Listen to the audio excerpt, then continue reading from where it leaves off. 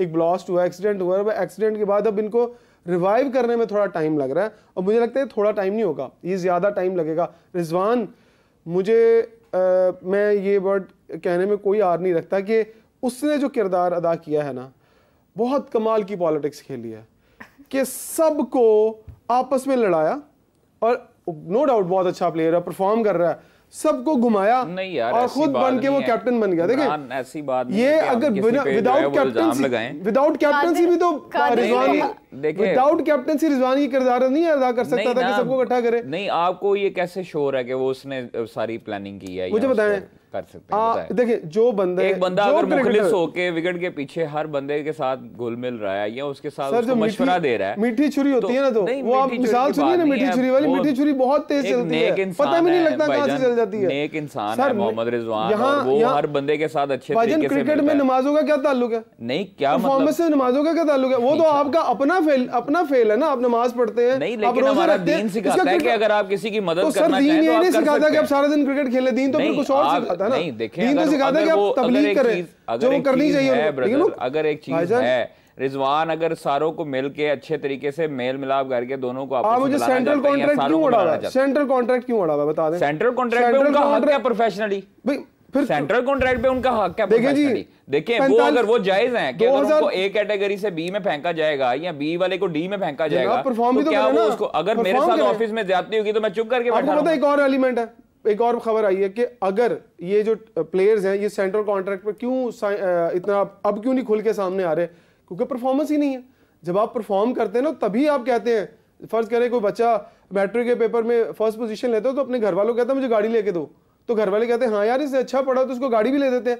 But जब आप पढ़ते ही नहीं है, फेल हो रहे हैं हर पेपर में, हर सीरीज में आ रहे हैं, तो किस चीज की आपको आपकी बातों के हिसाब से हम कॉन्ट्रैक्ट दें?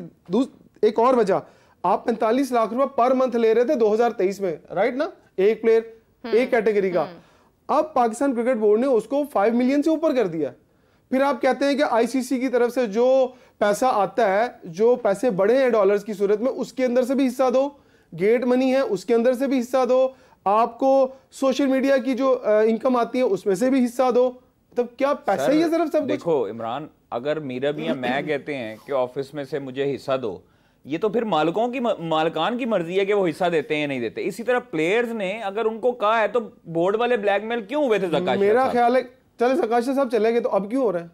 कौन हुआ? नहीं हुआ कोई भी ब्लैकमेल। अच्छा मुझे भाईजान, अगर अब 2 से 3 प्लेयर्स ऐसे हैं जिन्होंने धमकी दी है बोर्ड को कि उन्होंने सेंट्रल कॉन्ट्रैक्ट नहीं लेना, अच्छा, तो बोर्ड ने उनको बाकायदा तौर पर चेयरमैन की हिदायत पर उनको कहा कि नहीं लेना, ना ले। चेयरमैन साहब ने तो ये भी कहा था ना ले, जो प्लेयर फिटनेस टेस्ट पर पूरा नहीं उतरते उनको भी सेंट्रल कॉन्ट्रैक्ट नहीं मिलेगा। मुझे बताएं, आपके तो लाहौर के अंदर 8 प्लेयर जिन्होंने अभी रिसेंटली फिटनेस टेस्ट दिया है वो फिटनेस टेस्ट में फेल हुए, तो आप उनको सेंट्रल कॉन्ट्रैक्ट देंगे? इसी की वजह से तो डिले हुआ ना। फिर आप उनको कहना चलो यार तुम एक बारी होर कर लो। जिस बंदे से 2 किलोमीटर पहले नहीं भागा गया, क्या वो 2 दिन बाद 2 किलोमीटर भाग लेगा? 2 किलोमीटर भागे हैं, लेकिन भाईजान ऑन टाइम फिटनेस का लेवल है ना, आपका लेवल सेट किया हुआ है 8 मिनट के अंदर। अगर 8 मिनट है तो क्या वो 8 मिनट, वो अब लिखा गया कि 8 मिनट में ही है, 7 मिनट अगर 59 सेकंड और मतलब 75 मिली सेकंड आ जाए तो फिर वो क्या करे? तो ये क्राइटेरिया किसने सेट किया? तो ये क्राइटेरिया अगर बोर्ड ने नहीं, देखें अगर 80% तक है और अगर पिछले अदवार में 60%, 4 साल बाद मैं इस बात पे एग्री पता क्यों करता हूं? सिर्फ इस बात पे एग्री कादर से करता हूं कि जब प्लेयर 100-200 मैचेस खेल चुका होता है ना, तो उसके ऊपर ये एलिगेशन नहीं फिट करना चाहिए या ये तलवार नहीं लटकानी चाहिए कि तुमने 8 मिनट में करना ही करना है। पर ये बातें बोलने से पहले ना सोच लेनी चाहिए। ये पहले आप ये ना करें, फिर आप मीडिया में आके कहते हैं हम एक स्टेप पीछे नहीं हटेंगे फिटनेस से। आप एक स्टेप पीछे नहीं हटेंगे तो फिर आपने स्टेप बैक करना है, आपने यूटर्न लेना है। और मैं आज बात लिख लें कि आपकी टीम के अंदर 60 से 70% प्लेयर वो क्राइटेरिया पूरा नहीं कर रहे होंगे, लेकिन उसके बावजूद वो टेस्ट भी खेलेंगे, वो वनडे भी खेलेंगे, वो चैंपियन ट्रॉफी भी खेलेंगे, वो हर इवेंट खेलेंगे। इसकी सबसे बड़ी एग्जांपल ये है कि आपके T20 वर्ल्ड कप में आजम खान थे, ठीक है? अगर आपने फिटनेस का म्यार ये रखना है तो फिर आप बाकियों के साथ ज्यादती करते हैं। जो लोग 90% तक गए हैं, जो 95% को अचीव किए हैं उसमें, और फिर जो 60% वाला डोमेस्टिक प्लेयर है उसमें क्या फर्क रह गया उसकी फिटनेस में? आपने अगर डोमेस्टिक में 60% रखा है एक क्राइटेरिया और आप इंटरनेशनल में उसको लेके गए अचानक 80% के लिए, तो फिर आपको टाइम भी देने की जरूरत है प्लेयर्स को भी, और उनकी बैक टू बैक क्रिकेट है। आप लोगों को इतना अंदाजा नहीं है कि आप लोगों ने 11 माह का डोमेस्टिक सीजन बना दिया, मतलब ये सितंबर में शुरू हुआ और अगले अगस्त 2025 तक जाके वो डोमेस्टिक सीजन है। आपने डोमेस्टिक सीजन बनाया, आपको पता है कि मिसबाह का जो बेटा है, मिसबाह उल हक साहब जो मेंटोर है, उनके बेटे कहाँ से खेल रहे हैं? फहामुल हक है उनका। हाँ जी, कहाँ से खेल रहे हैं? HEC की टीम से खेल रहे हैं। माशाल्लाह, HEC की टीम से उन्हें सेलेक्ट किया गया और वो आज तक HEC का जो क्राइटेरिया है कि जो लड़का HEC की तरफ से खेले, वो या तो इंटरबोर्ड खेला हो, इंटरवर्सिटी खेला हो, या कोई कॉलेजिएट टूर्नामेंट खेला हो। चले सर, उसके वालिद तो खेले कुछ, हाँ ये कह सकते हैं, वो कुछ भी नहीं खेले और डायरेक्ट सेलेक्ट हो गए। और माशाल्लाह से HEC ने 2 लड़के खेले थे। यस, उनके बेटे भी तो आगे से खेल रहे हैं। तो फिर बेटे ही खेलेंगे, बाकियों को छुट्टी करा दें, को जाओ बेटा घर, क्या लेना देना इस मुल्क में, गरीब का क्या है? 4 लड़के ऐसे अमीर, मैं आपको उसका रिकॉर्ड दे सकता हूँ, जो कि यूनिवर्सिटी से ताल्लुक ही नहीं रखते और वापडा के डिपार्टमेंट से हैं। ये खबर मुझे दी है, क्या नाम है भट्ट साहब का, अख्तर मुमताज भट्ट साहब, मैं उनका नाम लूंगा, वो क्रिकेट के लिए बहुत मेहनत करते हैं। उन्होंने ये खबरें निकाली, उन्होंने बताया है, उन्होंने कहा कि यार 4 लड़के ऐसे हैं जो कि वापडा से डायरेक्ट आए हैं और डायरेक्ट आके HEC में भर्ती हो गए। अब कोई क्राइटेरिया नहीं है, कोई चक्कर नहीं है, टीम बन गई है। अब अच्छा, पीछे कौन है? अब मैं, इनको पता है कि डोमेस्टिक के जो हेड हैं वो ये चाहते हैं कि मिसबाह का जो साहबजादा है वो बहुत जल्द पाकिस्तान टीम में आ जाए। तो देखिए, जब आप लोगों को लाने के लिए क्राइटेरिया बनाना, अच्छा वो क्यों चाहते हैं? पर्सनल ताल्लुकात, नहीं, लाइकिंग डिसलाइकिंग। पता है अब्दुल्ला खुरम न्याजी जो है वो रिश्तेदार है मिसबाह उल हक। पर्सनल ताल्लुकात क्या तरह हूं, उनके न्याजी फैमिली हैं, न्याजी फैमिली है ना। और मिसबाह उल हक को क्रिकेट में अहम किरदार अदा करने वाले, लाने वाले ये 2 भाई थे, अब्दुल्ला, ये जो अपना अब्दुल्ला न्याजी साहब हैं, और इनके एक बड़े भाई हैं वो। नहीं तो ये जो मिसबाह उल हक साहब के जो बेटे हैं, ये कल को जब क्रिकेट में आएंगे, मिसबाह साहब की वैसी बड़ी खिदमात है पाकिस्तान के लिए भी हैं। उन्होंने, अगर हम देखें, फ़िटनेस पर भी बड़ा काम करने की भरपूर कोशिश की है।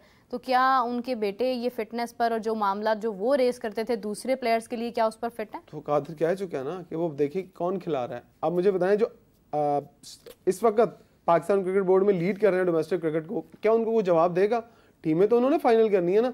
मोहसिन नकवी साहब को कुछ नहीं पता, हम उनको बारहा समझा चुके हैं। सर देखें, आपके साथ जो टीम में लोग हैं ना, वो क्रिकेट बोर्ड के अंदर बहुत सारे मामला तो ख़राब कर रहे हैं, लेकिन एट द एंड ये नज़ला किस पे गिरना है, ये सारी तनकीद किस पे गिरनी है? मोहसिन नकवी साहब पर। मैं हमेशा कहता हूँ कि यार ग्रेट पर्सन, और वो जज्बा रखते हैं हर चीज़ को ठीक करने का अपने मुल्क के लिए। पर सर, आप जज्बे से काम नहीं चलेगा, आपको पूरा फोकस करना पड़ेगा। आप ये देखें कि आप पॉलिटिक्स चला रहे हैं, मुल्क की पॉलिटिक्स के साथ चल रहे हैं, लेकिन आपको क्रिकेट बोर्ड की पॉलिटिक्स जो है वो उससे भी गंदी है, उसको आगे देखना पड़ेगा, उससे समझाना पड़ेगा। काफी हद तक पॉलिटिक्स रिजवान की भी है। मैं उस तरफ नहीं आ रहा, मैं दूसरी पॉलिटिक्स की बात कर रहा हूँ कि क्रिकेट बोर्ड के अंदर कौन क्या करता है, किसको लेके आता है, किसको रखता है, किसके पीछे चलता है, प्लेयर्स कैसे आते हैं। अब ये 11 महीने का डोमेस्टिक सीजन बना दिया आपने, इतना वर्कलोड डाल दिया। देखिए, आपको देखते देखते इंग्लैंड ने भी ये रूल फॉलो कर लिया। अब उन्होंने अपने प्लेयर पे पाबंदी लगा दी है। उन्होंने कहा कि भाई जब हमारा काउंटी सीजन हो रहा होगा तो सिर्फ IPL खेल सकेंगे। वो पता है आपको खबर का? क्योंकि उन्हें पता ना कि IPL और आपके प्लेयर PSL, इंग्लैंड के प्लेयर PSL में नहीं आएंगे अगर क्लैश हो गया। अगर नहीं क्लैश होना है और उन्हें नहीं आना, तो 16 प्लेयर लास्ट ईयर आए थे, आपको याद है इंग्लैंड के? तो जब वो नहीं होंगे तो आपकी लीग कहाँ स्टैंड कर रही है? लेकिन अच्छी चीज ये है कि इंग्लैंड की जो टेस्ट टीम है वो इस वक्त मुल्तान में, और बेन स्टोक्स आए हैं, और अब नुमाइंदगी बेन स्टोक्स ही करेंगे। जी हाँ, वो कप्तानी करेंगे, लीड कर रहे हैं इंग्लैंड टीम को। और उसमें 2 आई थिंक मुस्लिम हैं, वो जो स्पिनर हैं लड़के, एक आदिल रशीद और एक मोइन अली की जगह।